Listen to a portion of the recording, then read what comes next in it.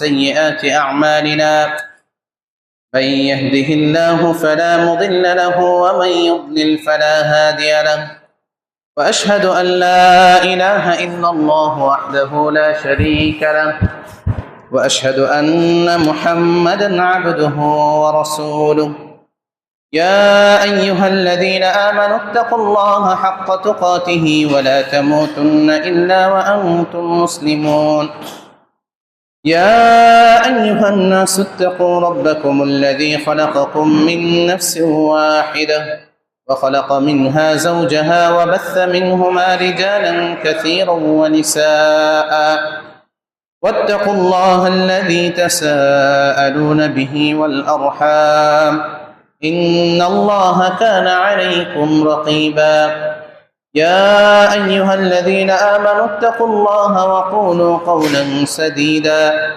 يصلح لكم أعمالكم ويغفر لكم ذنوبكم ومن يطع الله ورسوله فقد فاز فوزا عظيما أما بعد فإن خير الحديث كتاب الله وخير الهدي هدي محمد صلى الله عليه وسلم وشر الأمور محدثاتها وكل محدثة بدعة وكل بدعة ضلالة وكل ضلالة في النار الحمد لله সমস্ত প্রশংসা মহান রব্বুল আলামিনের জন্য, যিনি আমাদেরকে মানুষ হিসেবে সৃষ্টি করেছেন। আলহামদুলিল্লাহ, সকল প্রশংসা সেই মহান রব্বুল আলামিনের, যিনি আমাদের অন্তরকে ঈমানের নূর দ্বারা আলোকিত করেছেন। আলহামদুলিল্লাহ, সমস্ত প্রশংসা সেই মহান রব্বুল আলামিনের জন্য, যিনি আমাদেরকে সর্বশ্রেষ্ঠ নবী ও রাসূল মুহাম্মদুর রাসূলুল্লাহ সাল্লাল্লাহু আলাইহি ওয়াসাল্লামের উম্মত হওয়ার সুযোগ দিয়েছেন, তৌফিক দান করেছেন। আমরা সকলেই অন্তরের অন্তঃস্থল থেকে আল্লাহ রাব্বুল আলামিনের শুকরিয়া আদায় করে সকলে বলি আলহামদুলিল্লাহ। অতঃপর সালাত এবং সালাম বর্ষিত হোক সর্বকালের সর্বশ্রেষ্ঠ মহামানব, আমাদের একমাত্র নেতা, একমাত্র লিডার, যে নেতা দুনিয়াতেও আমাদের জন্য নেতা হিসেবেই আগমন করেছিলেন এবং আখিরাতেও আমাদের জন্য নেতা হিসেবেই আমাদেরকে কি করবেন, লিড দিবেন। অনেক নেতার আমরা দুনিয়াতে দেখতে পাই যারা আখিরাত তো দূরের কথা, দুনিয়াতেই হঠাৎ করেই ক্ষমতাচ্যুত হয়ে যায়, হয় না? কিন্তু আমরা এমন নেতার অনুসারী যে নেতা মৃত্যু পর্যন্ত দুনিয়াতে আমাদের জন্য অনুসরণীয় এবং অনুকরণীয় ব্যক্তি তো ছিলেনই, এবং আখিরাত পর্যন্ত তার মৃত্যুর পরও আমরা তাকেই নেতা হিসাবে মানি, তার অনুসরণ করি, তার কথার আনুগত্য আমরা করি। সেই মহান নেতা, প্রিয় নবী এবং প্রিয় রাসূলের উপর দরুদ পাঠ করে সকলেই বলি আল্লাহুম্মা সাল্লি আলাইহি আল্লাহুম্মা বারিক আলাইহি। প্রতি খুতবা শুরুতেই খতিব সাহেব অথবা কোনো ইসলামিক আলোচনা শুরুতেই ইসলামী বক্তাগণ কিছু আয়াত তেলাওয়াত করে থাকেন, তাকওয়া সম্পর্কিত কিছু আয়াত, যেটা আজকেও আমি তেলাওয়াত করেছি, বিশেষ করে 3টি আয়াত। এই 3টি আয়াতকে সামনে রেখে আজকের সংক্ষিপ্ত আলোচনা শেষ করার চেষ্টা করব ইনশাআল্লাহ। ওয়া মা তাওফীকি ইল্লা বিল্লাহ আলাইহি তাওয়াক্কালতু ওয়া ইলাইহি উনীব। সর্বপ্রথমে আমরা মহান রব্বুল আলামিনের দরবারে শুকরিয়া আদায় করেছি যে আল্লাহ রব্বুল আলামিন আমাদের অন্তরে ঈমানের নূর দান করেছেন। আসলে দুনিয়ার মধ্যে সর্ব উত্তম, সর্ব উৎকৃষ্ট, সব থেকে দামি যে সম্পদ, সেই সম্পদের নামই হচ্ছে কি? ঈমান। সেই সম্পদের নাম কি? ঈমান। আমরা মুসলিম যারা আছি অনেকেই এটা আমরা বুঝতে পেরেছি, জানতে পেরেছি, যার কারণে আমরা কি ঈমানের স্বাদটা অনুভব করতে পারি। কিন্তু যারা অমুসলিম, কাফের, তারা কিন্তু এই ঈমানের দাম কতটুকু, ঈমানের কি তাৎপর্য, এগুলো তারা জানতে পারেনি, জানার সুযোগ তাদের হয়নি। যদি জানতে পারতো তাহলে তারাও কি মুসলিম হয়ে যেত, অথবা যেদিন জানতে পারবে ভালোভাবে এই ইমানের মাহাত্ম্য, সেদিন তারা হয়তোবা মুসলিম হয়ে যাবে। এই জন্য আল্লাহ রাব্বুল আলামিনের কাছে আমাদের বেশি বেশি শুকরিয়া আদায় করা উচিত যে মহান রব্বুল আলামিন আমাদের কোনো প্রকার কষ্ট ছাড়াই আমাদেরকে ঈমান দান করেছেন। সর্বোৎকৃষ্ট সম্পদ এই ঈমান আল্লাহ রাব্বুল আলামিন আমাদেরকে দিয়েছেন। কিন্তু আমরা অনেকে ঈমান জিনিসটা বুঝলেও ঈমানের সাথে আরেকটা গুরুত্বপূর্ণ জিনিস দরকার, যেটা ছাড়া জান্নাতে যাওয়া সম্ভব নয়, যেটা ছাড়া খারাপ কাজ থেকে বিরত থাকা সম্ভব নয়, সেটির নাম হচ্ছে তাকওয়া। এটার নাম কি? তাকওয়া, আল্লাহর ভয়, আল্লাহ ভীতি। এই তাকওয়া নিয়ে ইতিপূর্বেও জুমার খুতবায় আলোচনা করেছিলাম, কিন্তু আজকের আলোচনা একটু ভিন্ন আঙ্গিকে করব ইনশাআল্লাহ। খুতবার শুরুতে আমরা যে আয়াতগুলো তেলাওয়াত করি, মহান রব্বুল আলামিন বলছেন, ইয়া আইয়ুহাল্লাযীনা আমানুত্তাকুল্লাহা হাক্কা তুকাতিহ, হে ঈমানদারগণ তোমরা কি করো? ইত্তাকুল্লাহ, আল্লাহ তাআলাকে ভয় করো, আল্লাহর তাকওয়া অবলম্বন করো। হাক্কা তুকাতিহ, যেভাবে ভয় করা উচিত সেইভাবে ভয় করো। শুধু ভয় করলেই হবে না, যেভাবে ভয় করা উচিত সেইভাবে তোমরা আল্লাহ তাআলাকে ভয় করো, যথার্থভাবে ভয় করো। ওয়ালা তামুতুন্না ইল্লা ওয়া আনতুম মুসলিমুন, এবং তোমরা মুসলিম না হয়ে মৃত্যুবরণ করো না। প্রথমে ঈমানদারদেরকে ডাক দিয়ে বলছেন, আবার শেষে বলছেন কি? মুসলিম না হয়ে তোমরা মৃত্যুবরণ করো না। তাকওয়ার অনেক গুরুত্ব রয়েছে। আরেকটা আয়াত যদি আমরা দেখি, সূরা নিসার প্রথম আয়াত, যেটা আমরা খুতবার শুরুতে তেলাওয়াত করে থাকি, যে ইয়া আইয়ুহান নাসুত্তাকু রাব্বাকুমুল্লাযী খালাকাকুম মিন নাফসিন ওয়াহিদা। আল্লাহ তাআলা সমস্ত মানব জাতিকে ডাক দিয়ে বলছেন। আগের আয়াতে তো শুধু ঈমানদারদের কথা বলা হয়েছে, এখানে সকল মানব জাতিকে সম্বোধন করছেন, ইয়া আইয়ুহান নাস, হে মানব জাতি, ইত্তাকু রাব্বাকুম, তোমরা তোমাদের রবের তাকওয়া অবলম্বন করো, তোমরা তোমাদের রবকে ভয় করো। আল্লাযী খালাকাকুম মিন নাফসিন ওয়াহিদা, যিনি একটি প্রাণ সৃষ্টি করেছেন। তোমাদের মধ্যে কি করেছেন? তোমাদেরকে সৃষ্টি করেছেন কি থেকে? মিন নাফসিন ওয়াহিদা, একটি মাত্র আত্মা থেকে, একটি মাত্র নাফস থেকে। সেই নাফসটা কি? আদম আলাইহিস সালাম। সেই নাফস কি? সর্বপ্রথম আল্লাহ রাব্বুল আলামিন একটা নাফস সৃষ্টি করেছেন, মিন নাফসিন ওয়াহিদা, ওয়া খালাকা মিনহা যাওজাহা, এবং সেটা থেকে সৃষ্টি করেছেন তার জোড়া, তার স্ত্রীকে। ওয়া বাথা মিনহুমা রিজালান কাসীরান ওয়া নিসাআ, এবং তাদের উভয় থেকে সৃষ্টি করেছেন অসংখ্য নারী ও পুরুষ। আমাদের সৃষ্টি করেছেন কে? আল্লাহ। আল্লাহ রাব্বুল আলামিন আমাদেরকে সৃষ্টি করেছেন। আমরা কার দয়ায় বেঁচে আছি? আল্লাহ রাব্বুল আলামিনের দয়ায় বেঁচে আছি। আমাদের পরিচালনা করেন কে? আল্লাহ তাআলা। আমাদের রিজিক দেন কে? আল্লাহ তাআলা। এগুলো আল্লাহ রাব্বুল আলামিন স্মরণ করে দিয়েছেন যে তিনি একটি মাত্র প্রাণ সৃষ্টি করেছিলেন, সেখান থেকে তার স্ত্রীকে সৃষ্টি করেছেন, এবং তাদের উভয় থেকে অসংখ্য নারী পুরুষ সৃষ্টি করেছেন। এগুলো কি তোমরা স্বীকার করো? আমরা তো অবশ্যই এগুলো স্বীকার করতে বাধ্য না? আল্লাহ রাব্বুল আলামিন এগুলো স্মরণ করে দিচ্ছেন যে এগুলো যদি স্বীকার করো তাহলে কি অবশ্যই তোমরা তোমাদের রবকে ভয় করো। আবার আরেকটা আয়াত আমরা তেলাওয়াত করি, সেটা হচ্ছে কি, ইয়া আইয়ুহাল্লাযীনা আমানুত্তাকুল্লাহ, হে ঈমানদারগণ তোমরা আল্লাহ তাআলাকে ভয় করো। ওয়া কুলু কাওলান সাদীদা, এবং কি উত্তম কথা বলো। কি কথা বলো? যারা আল্লাহ তাআলাকে ভয় করে তারা কখনো বেহুদা কথা বলতে পারে না। যারা আল্লাহ তাআলাকে ভয় করে তাদের মুখ থেকে সবসময় উত্তম কথা বের হবে।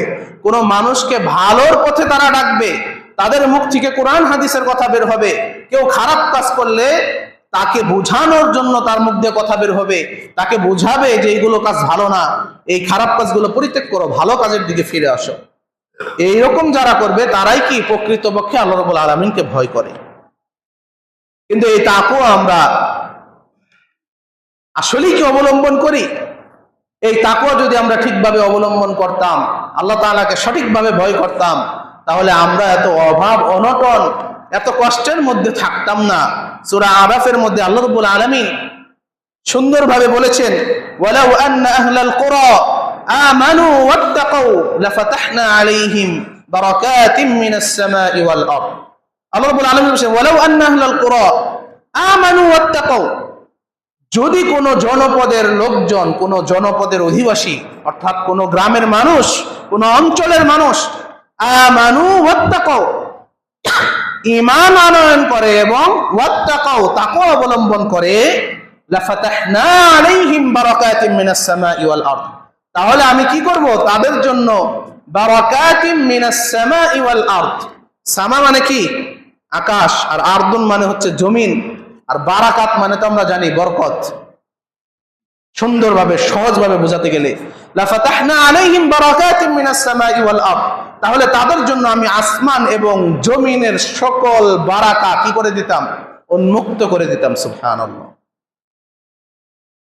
আজকে কি আমরা আসমান ও জমিনের সকল বারাকাত আমরা ভোগ করতে পারি? অনেক বৃষ্টির দরকার, সেই টাইমে আমরা বৃষ্টি পাই না। আবার অনেক সময় বৃষ্টির দরকার নাই, বৃষ্টি হলে আমাদের সমস্যা, সেই টাইমে কি লাগাতার বৃষ্টি হতে থাকে।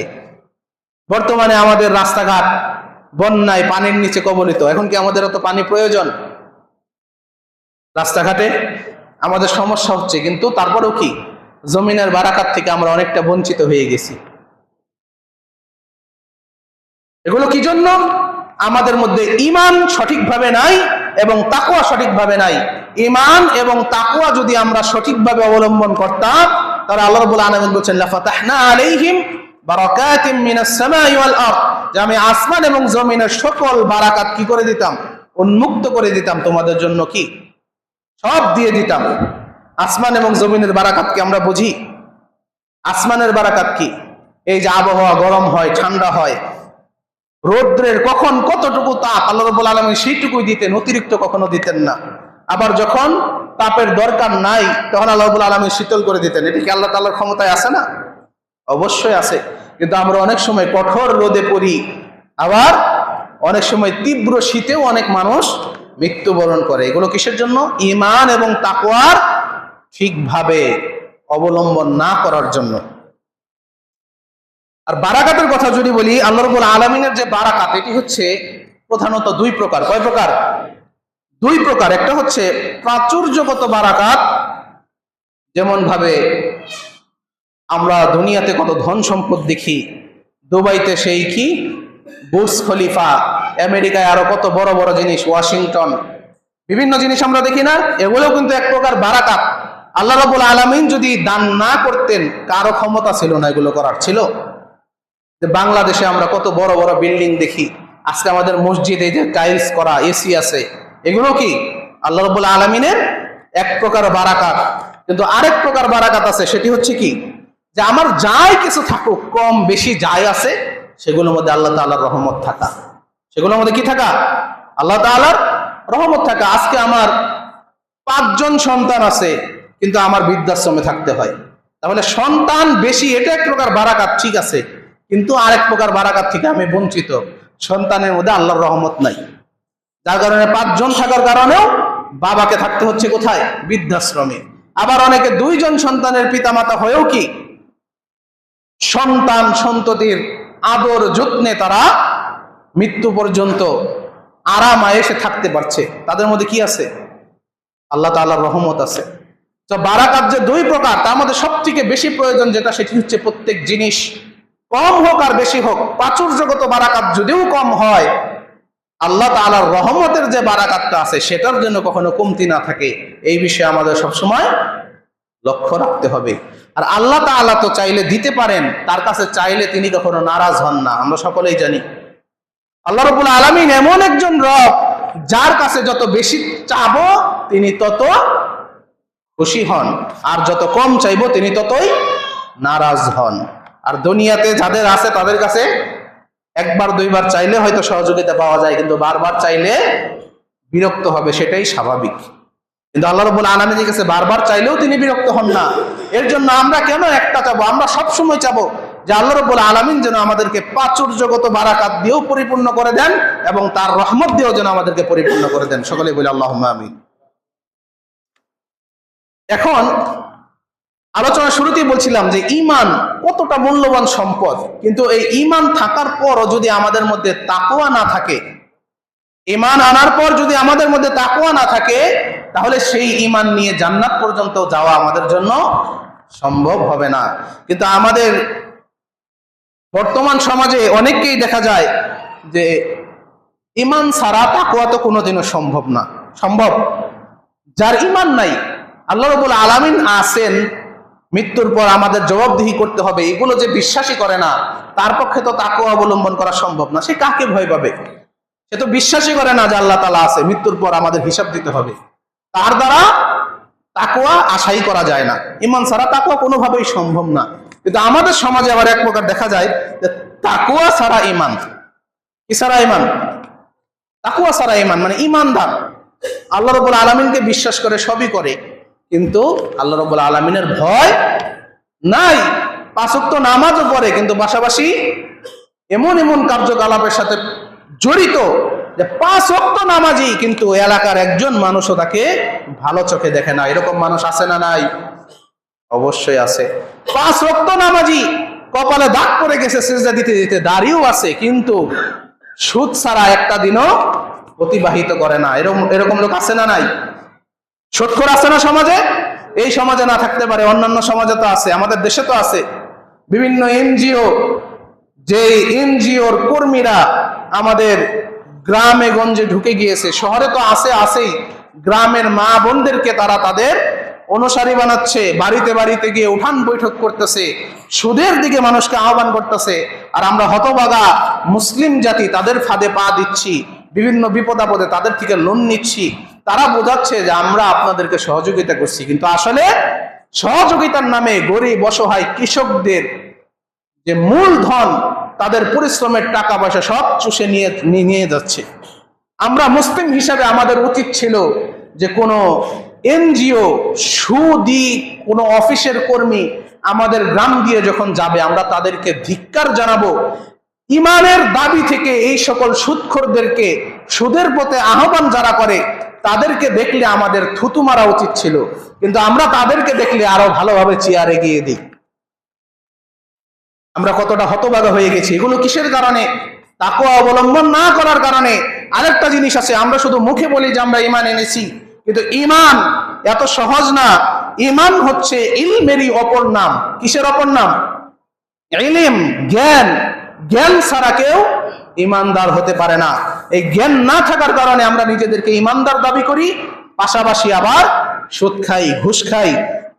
নিজেকে ঈমানদার দাবি করি, আবার পাশাপাশি নামাজ পরিত্যাগ করি। এগুলো কিসের কারণে?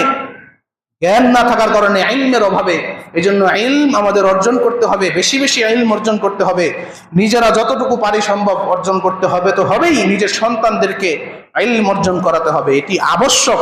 কারণ ইলম ছাড়া কখনো প্রকৃত ঈমানদার হওয়া যায় না। আমাদের দেশে অনেক ঈমানদার আছে যারা মাজারে গিয়ে সিজদা দেয়, মাজারে টাকা দান করে। কি জন্য করে? আল্লাহ রাব্বুল আলামিনকে ঘৃণা করে কি তারা মাজারে যায়? আল্লাহ তাআলাকে ঘৃণা করে তারা মাজারে সিজদা দেয়, মাজারে মানত করে? আল্লাহ রাব্বুল আলামিনকে ঘৃণা করে কিন্তু কেউ মাজারে মানত করে না। তারাও আল্লাহর প্রতি ঈমান আনছে, কিন্তু আল্লাহর প্রতি ঈমান আনার যে ইলমটা, যে জ্ঞান, যে আল্লাহর প্রতি ঈমান আনলে আর কোনো কিছুর সামনে মাথা নত করা যাবে না, এই জ্ঞানটা তাদের নাই। এর জন্য তারা মাজারে গিয়ে মানত করে, মাজারে সিজদা দেয়, মাজারে সন্তান চায়, মাজারে রোগ থেকে মুক্তি চায়। এই ইলম না থাকার কারণে নিজেকে ঈমানদার দাবি করা সত্ত্বেও আজকে আমাদের গ্রামে একাধিকবার খুতবায় সতর্ক করার পরও অসংখ্য সন্তানের গলায় এখনো তাবিজ বিদ্যমান রয়েছে। যে তাবিজের ব্যাপারে রাসূল সাল্লাল্লাহু আলাইহি ওয়াসাল্লাম বলছেন, মান তাআল্লাকা তামিমাতান ফাকাদ আশরাকা। যে ব্যক্তি তাবিজ লটকালো সে শিরিক করলো। যে শিরিক করে সে কিভাবে নিজেকে ঈমানদার দাবি করতে পারে বলেন? এখনো অনেকে আমার সামনে বসে আছেন যাদের সন্তান, ভাতিজা অথবা নাতি, এদের গলায় এখনো তাবিজ লটকানো আছে। এগুলো আসলে ঈমানদার আমরা হতে পারি নাই। কি জন্য? কারণ ঈমানের অপর নামই হচ্ছে ইলম। ইলম অর্জন করতে পারি নাই বিধায় আমরা ঈমান, নিজের ঈমানটা আমরা ঠিক রাখতে পারতেছি না। এখনো সুযোগ আছে যে এলাকায় যে আলেম আছে, খতিব আছে, ইমাম আছে, আরো জ্ঞানী যারা আছে, আমার কথা বলছি না, আমার থেকে যদি আরো জ্ঞানী কাউকে পান, তাদের শরণাপন্ন বেশি বেশি হতে হবে। আলেমদের সাথে বেশি বেশি সঙ্গ দিতে হবে, তাদের সাথে সময় কাটাতে হবে। ওই চাই স্টলে সারাদিন বসে বসে অন্যের গীবত গেয়ে নিজের ঈমান আমল ধ্বংস করে কোনো লাভ নাই। মৃত্যুর পর আফসোস ছাড়া আর কিছুই করতে পারবেন না। মাঝে মধ্যে মসজিদে যদি বসি, আমরা ইমাম সাহেবকে অনুরোধ করব যে সপ্তাহে 1 দিন 2 দিন অথবা সপ্তাহে প্রত্যেক দিন আসরের পর বা মাগরিবের পর আমাদের কোনো কিছু বিষয়ে ওসিয়ত করুন। তাই কি ইমাম সাহেব করবে না? এগুলোর মধ্যে আমরা কেউ নাই। আমরা শুধু ইমাম সাহেব খুতবা ব্যতীত আর কোনো আলোচনা করে না, এই দোষ দিয়ে আমরা কি পার পেয়ে যাব না কখনো? ইমামকে আমরা বাধ্য করতে পারি যে আমরা সকলে আসবো অমুক দিন, যে আমরা এমনিতে সাধারণভাবে এক একজন এক এক জায়গায় নামাজ পড়ি, সপ্তাহে একটা দিন সিলেক্ট করি যেদিন আসবো আসরের পরে অথবা মাগরিবের পরে। আসরের পরে আসলে মাগরিব পর্যন্ত বসবো, মাগরিবের পরে আসলে এশা পর্যন্ত বসবো। ধারাবাহিকভাবে আমাদের কিছু বিষয় আপনি শিক্ষা দিবেন যাতে আমাদের ঈমান আমলকে আমরা মজবুত করতে পারি। এরকম উদ্যোগ আমাদের গ্রহণ করতে হবে সামাজিকভাবে। এরকম উদ্যোগ শুধু ইমাম সাহেব একা নিলে হবে না, সামাজিকভাবে আমাদের নিজেদের তাগিদে আমাদের এরকম উদ্যোগ গ্রহণ করতে হবে। এই ঈমান, এই ইলম না থাকার কারণে আজকে সমাজে কি বালা মুসিবত দূর করার জন্য সিন্নির আয়োজন হয় না? আবার এই ইলম না থাকার কারণে ঈমানদার দাবি করার পরও অনেক হতভাগা মুসলিম সেই সিন্নি নিজে খায়, সেই সিন্নি থেকে নিজেকে বিরত রাখতে পারে না। এই ইলম না থাকার কারণে অনেক ঈমানদার নিজে নামাজ পড়ে না, অন্য সিলসিলায় চলে যায়। পীরতন্ত্র থেকে শুরু করে আরো কত তন্ত্র আছে যে নামাজ লাগে না অনেকের, আছে না এরকম? এগুলো কিসের জন্য? ঈমানদার বলি, আল্লাহকে বিশ্বাস করি, কিন্তু আসলে ইলমটা নাই, এর জন্য আমরা আমাদের ঈমান ঠিক রাখতে পারতেছি না। ওযু ভঙ্গের কারণ আমরা অনেকেই জানি, ঈমান ভঙ্গের কারণ কি কি আমরা অনেকেই বলতে পারবো না। এটাই হচ্ছে আমাদের সমস্যা। এই তাকওয়াটা এমন একটা জিনিস, যার ঈমান ঠিক নাই সে ঠিকভাবে তাকওয়াও অবলম্বন করতে পারবে না। যার ঈমান ঠিক থাকবে, ইলম ঠিক থাকবে, যে ব্যক্তি জানবে কোথায় গেলে আমার ঈমান ভঙ্গ হবে, কোথায় গেলে আমি জাহান্নামে যাব, যদি জানে তাহলেই তো ভালোভাবে তাকওয়াটা অবলম্বন করতে পারবে, আল্লাহ তাআলাকে ভয় করতে পারবে যে এই জায়গায় গেলে আমাকে জাহান্নামে যেতে হবে, এগুলো থেকে আমার বিরত থাকতে হবে। আর আমি যদি নাই জানলাম যে এই কাজ করলে আমাকে জাহান্নামে যেতে হবে, তাহলে আমি ওটা থেকে কিভাবে বিরত থাকবো? যে সকল হুজুররা তাবিজ দেয়, হতভাগা হুজুর, ভণ্ড হুজুর, তারা কি জানে যে এই তাবিজ দেওয়ার কারণে সে জাহান্নামে যাবে? এই যে শিরক করছে, এই শিরকের ব্যাপারে আল্লাহ রাব্বুল আলামিন বলেন ইন্নাল্লাহা লা ইয়াগফিরু আন ইউশরাকা বিহি, যে নিশ্চয় আল্লাহ তাআলা লা ইয়াগফিরু, ক্ষমা করেন না, আন ইউশরাকা বিহি, শিরককারীকে কখনো ক্ষমা করেন না। এটা তো আমাকে জানতে হবে যে তাবিজটাও শিরকের অন্তর্ভুক্ত। যে পর্যন্ত না জানবো ততক্ষণ পর্যন্ত তো আমি এটা থেকে বিরত থাকতে পারবো না। এজন্যই বলা হচ্ছে কি, ঈমানের অপর নামই হচ্ছে ইলম, ইলমের নামই হচ্ছে ঈমান। ইলম ছাড়া ঈমান ঠিক রাখা সম্ভব না। এজন্য আমরা যারা ইসলাম সম্পর্কে কম জানি, রাসূল সাল্লাল্লাহু আলাইহি ওয়াসাল্লাম বলেছেন তলাবুল ইলমি ফারিদাতুন আলা কুল্লি মুসলিম। গত সপ্তাহে বলেছিলাম প্রত্যেক মুসলিমের উপর ইলম অর্জন করা ফরজ। আমরা যারা এখন পর্যন্ত ঠিকভাবে ইলম অর্জন করতে পারি নাই, আমাদের ঈমান ঠিক রাখার জন্য যতটুকু জানা প্রয়োজন জানতে পারি নাই, আমাদের উচিত বেশি বেশি আলেমদের সঙ্গ দেওয়া, আলেমদের সাথে বেশি বেশি সময় কাটানো, আলেমদের সাথে আড্ডা দেওয়া, তাদেরকে বেশি বেশি প্রশ্ন করা, না জানা বিষয়গুলো তাদের কাছ থেকে জেনে নেওয়া। আল্লাহ রাব্বুল আলামিন আমাদের সকলকে সেই তৌফিক দান করুন, আমিন। আর তাকওয়া এমন একটা জিনিস, আল্লাহ রাব্বুল আলামিন কোরআনে একাধিকবার তাকওয়া অর্জনের কথা বলেছেন। একবার দুইবার বলেন নাই, কোরআনে 260 বার তাকওয়ার কথা বলা হয়েছে। কয়বার বলা হয়েছে? 260 বার। কোথাও আল্লাহ রাব্বুল আলামিন তাকওয়া অবলম্বন করতে নির্দেশ দিয়েছেন, কোথাও মুত্তাকিদের সম্পর্কে বলেছেন, কোথাও তাকওয়া অর্জন না করলে কি পরিণাম সেগুলো সম্পর্কে বলেছেন। এইভাবে মোট 260 বার এই তাকওয়ার কথা কোরআনুল কারীমে এসেছে। এজন্য এটা এত হালকাভাবে নেওয়ার কোনো বিষয় নাই। এখন আমাদের বুঝতে হবে এই তাকওয়াটা কি।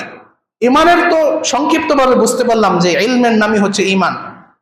জ্ঞান না থাকলে আমরা প্রকৃত ঈমানদার হতে পারবো না। কিন্তু তাকওয়াটা কি এটা যদি না জানি তাহলে আমরা প্রকৃত তাকওয়াবান হতে পারবো না।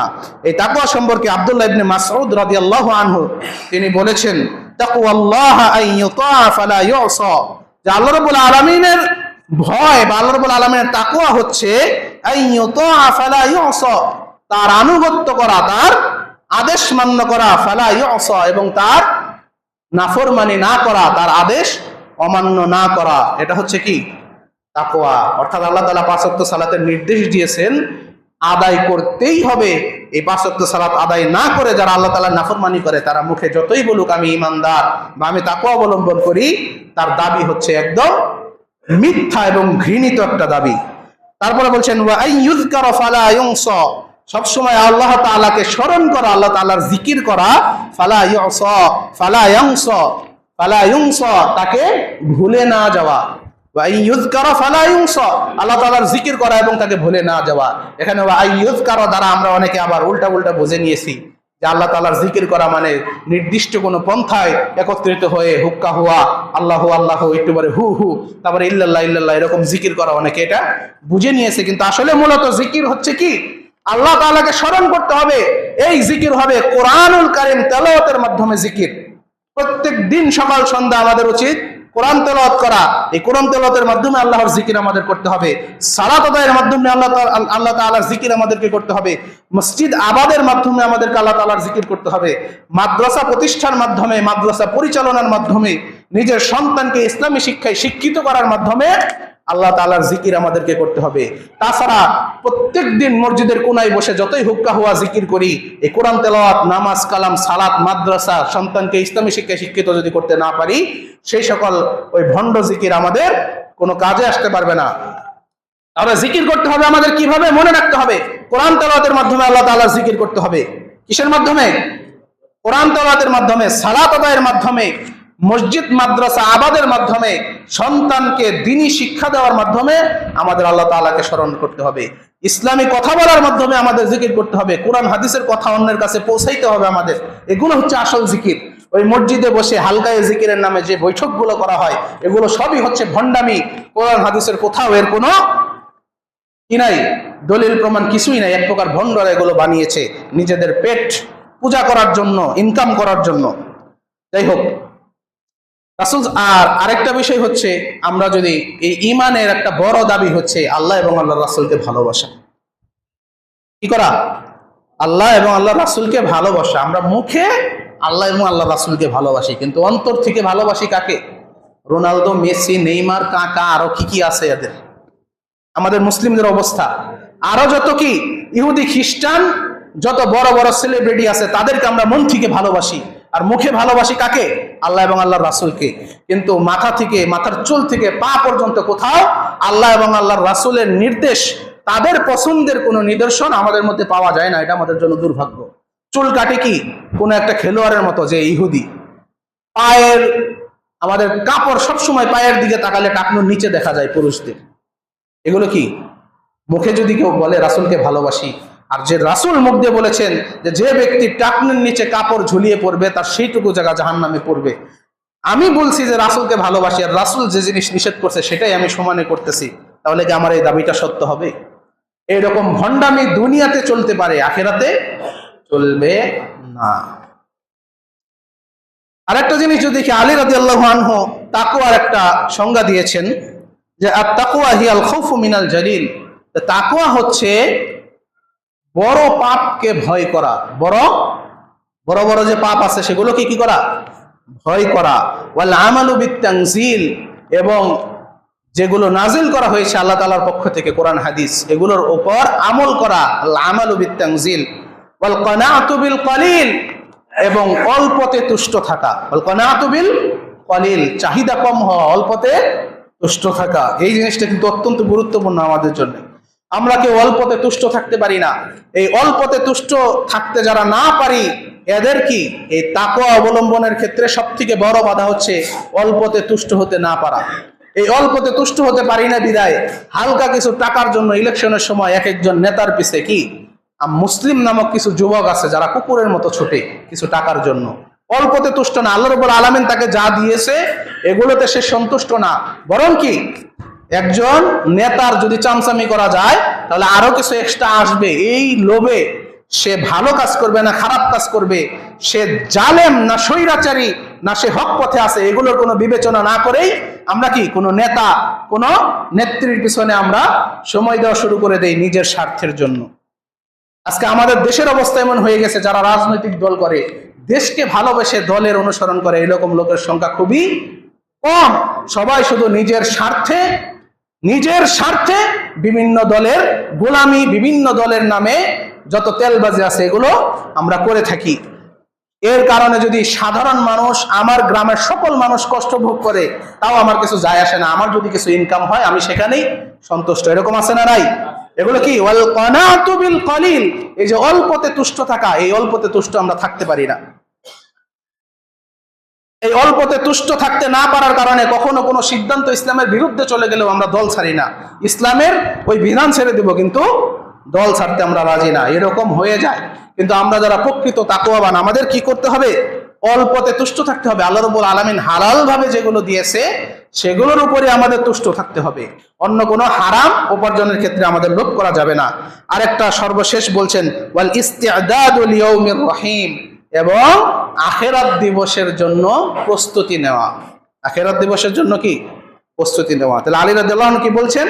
যে তাকওয়া হচ্ছে বড় বড় অপরাধ, বড় বড় গুনাহকে ভয় করা, এবং ওয়াল আমালু বিত-তানজিল, এবং আল্লাহর পক্ষ থেকে যা নাজিল করা হয়েছে সেই অনুযায়ী আমল করা, ওয়াল কানাআতু বিল কলিল, এবং অল্পতে তুষ্ট থাকা, ওয়াল ইস্তিআদাদু লিয়াউমির রহিম, এবং আখিরাতের দিনের প্রস্তুতি নেওয়া। এটার নাম হচ্ছে কি? তাকওয়া। আর তাকওয়ার সর্বশেষ একটি কথা যদি বলি, ওমর রাদিয়াল্লাহু আনহু একদিন কাব রাদিয়াল্লাহু আনহুকে জিজ্ঞেস করলেন, তাকওয়া কি? তাকওয়া সম্পর্কে কি? ওমর বিন খাত্তাব রাদিয়াল্লাহু আনহু সাহাবী কাব রাদিয়াল্লাহু আনহুকে জিজ্ঞেস করলেন যে তাকওয়া কি? তখন কাব রাদিয়াল্লাহু আনহু ওমর রাদিয়াল্লাহু আনহুকে জিজ্ঞেস করলেন যে আপনি কি কখনো কাঁটাযুক্ত রাস্তা দিয়ে চলেছেন? তখন ওমর রাদিয়াল্লাহু আনহু বললেন যে হ্যাঁ, আমি চলেছি। কিভাবে চলেছেন? তা আমি খুবই সতর্কতার সাথে চলেছি, কাপড় উঠিয়ে উঠিয়ে খুবই সাবধানের সাথে আমি পায়ের কদম ফেলেছি, যাতে আমার কাপড়ে বা আমার শরীরে ওই কাঁটার আঁচড়টা না লাগে। আমি খুবই সতর্কতার সাথে চলেছি। তখন কাব রাদিয়াল্লাহু আনহু ওমর রাদিয়াল্লাহু আনহুকে বললেন যে এটার নামই হচ্ছে তাকওয়া। এটার নামই কি? তাকওয়া। অর্থাৎ কোনো কাঁটাযুক্ত রাস্তায় যদি আমরা চলতে যাই, তাহলে ঠিক যেইভাবে আমাদের সতর্কতার সাথে চলতে হয় যে আমার শরীরে বা কাপড়ে যেন কাঁটা না লাগে, খুবই সতর্কতার সাথে আমরা পায়ের কদম ফেলি, খুব ধীরস্থির ভাবে সুন্দরভাবে আমরা সেই রাস্তা তাড়াহুড়া না করে আমরা সেই রাস্তাটা অতিক্রম করি, তাই না? ঠিক তেমনি ভাবে তাকওয়া হচ্ছে ওই জিনিস যে দুনিয়াতে চলার পথে যে সকল কর্মকাণ্ডে জড়িত হলে আমার ইমানের সমস্যা হবে, আমলের সমস্যা হবে, আমার জাহান্নামে যেতে হবে, সেই সকল হারাম কাজ থেকে ঠিক সেইভাবে বিরত থাকা, দুনিয়াতে ঠিক সেইভাবে সতর্কভাবে জীবন পরিচালনা করা যে কোনোভাবেই যেন আমার দ্বারা কোনো খারাপ কাজ না হয়ে যায়। এটার নামই হচ্ছে তাকওয়া। সর্বশেষ তাকওয়ার একটা ওসিয়ত করে আমার আলোচনা শেষ করবো ইনশাআল্লাহ।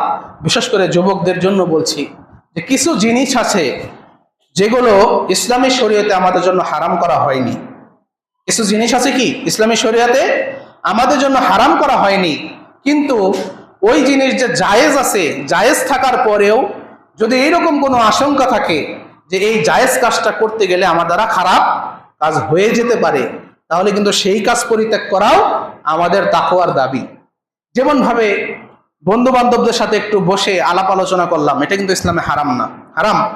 একটু বসে গল্প করতেই পারি, কিন্তু বিকাল বেলায় ওই বন্ধু বান্ধবের সাথে গল্প করতে গিয়ে যদি আসরের নামাজ আমার কাজা হয়ে যায় অথবা বাদ পড়ে যায়, তাহলে সেই বন্ধু বান্ধবের সেই আড্ডাকেও আমাদের কি করতে হবে? পরিত্যাগ করতে হবে। বিকাল বেলায় আমরা আমাদের সমাজের অনেক ছেলেবেলারা ফুটবল খেলে না?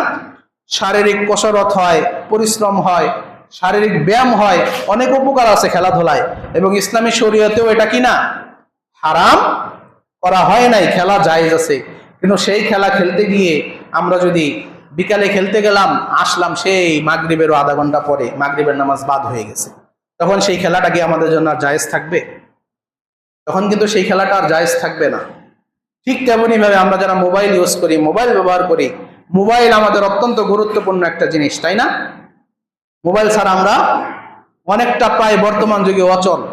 মোবাইল ছাড়া অচল তো দূর, ইন্টারনেট ছাড়াই আমরা অনেকটা অচল, যেটা আমরা গত সপ্তাহে অনেকটা উপলব্ধি করতে পেরেছি। যাদের আত্মীয় স্বজন বিদেশ আছে তাদের সাথে একদম প্রায় বিচ্ছিন্নই হয়েছিলাম না? গুরুত্বপূর্ণ একটা জিনিস আমাদের সকলেরই ব্যবহার করতে হয়। এটা কিন্তু হারাম না, জায়েজ আছে, ব্যবহার করতে পারি। কিন্তু যারা এটা ব্যবহার করব তারা যদি বুঝতে পারি যে আমার কাছে যদি মোবাইল থাকে আমি কোনোভাবেই গান বাজনা থেকে দূরে থাকতে পারবো না, আমার কাছে মোবাইল থাকলে আমার সিনেমা দেখা থেকে আমি বিরত থাকতে পারবো না, আমার কাছে মোবাইল থাকলে আমি অশ্লীল ভিডিও দেখা থেকে নিজেকে বিরত রাখতে পারবো না, এরকম যারা আসি তাদের জন্য মোবাইল ব্যবহার করাও হারাম। মোবাইল ব্যবহার করা কি হারাম। যদি কেউ এই গ্যারান্টি দিতে পারে যে মোবাইল আমার কাছে থাকবে, আমি ভালো কাজ করব, ফেসবুক ইউটিউবে ইসলামিক জিনিস দেখবো, ইসলামিক জিনিস পোস্ট দেব, কোনো খারাপ বাজে কোনো জিনিস আমি দেখবো না, তাহলে আমার জন্য জায়েজ আছে। আর যদি এরকম হয় যে ওটা যদি চালাইতে যাই, টিকটক আমার সামনে চলে আসলে এমনি 2-2.5 ঘন্টা চলে যায়, নিজেকে কন্ট্রোল করতে পারি না, সময় অপচয় হয়, খারাপ জিনিস দেখা হয়, গান বাজনা দেখা হয়, তাহলে মোবাইলও আমাদের জন্য হারাম। এটা হচ্ছে আমাদের তাকওয়ার দাবি। আমরা যদি প্রকৃত অর্থে আল্লাহ রাব্বুল আলামিনকে ভয় করি, তাহলে আমাদের কি করতে হবে? যে সকল কাজের হোক সেটা হালাল জায়েজ আছে, কিন্তু সেই কাজে জড়িত হলে যদি আশঙ্কা থাকে যে আমরা হারাম কোনো কাজ করে ফেলতে পারি, তাহলে সেই জায়েজ কাজেও আমাদের অংশগ্রহণ করা ঠিক হবে না, সেই জায়েজ কাজটাও আমাদের করা ঠিক হবে না। আল্লাহ রাব্বুল আলামিন আমাদের সকলকে প্রকৃত পক্ষে ঈমানদার হওয়ার তৌফিক দান করুন, আমিন। এবং আমাদের সকলকে যথাযথভাবে তাকওয়া অবলম্বন করার তৌফিক দান করুন। আল্লাহ রাব্বুল আলামিনকে যথাযথ ভয় করার তৌফিক দান করুন, আমিন। সকল প্রকার হারাম এবং খারাপ কাজ থেকে আমাদেরকে বিরত থাকার তৌফিক দান করুন, সকলেই বলে আমিন। যা আলোচনা করলাম যদি কোনো ভুল হয়ে থাকে আল্লাহ রাব্বুল আলামিন ক্ষমা করুন, আর যা বুঝতে পারলাম, শিখতে পারলাম, আল্লাহ রাব্বুল আলামিন আমাদেরকে আমল করার তৌফিক দান করুন, আমিন। أقول قولي هذا واستغفر الله لي ولكم ولسائر المسلمين فاستغفروه إنه الغفور الرحيم.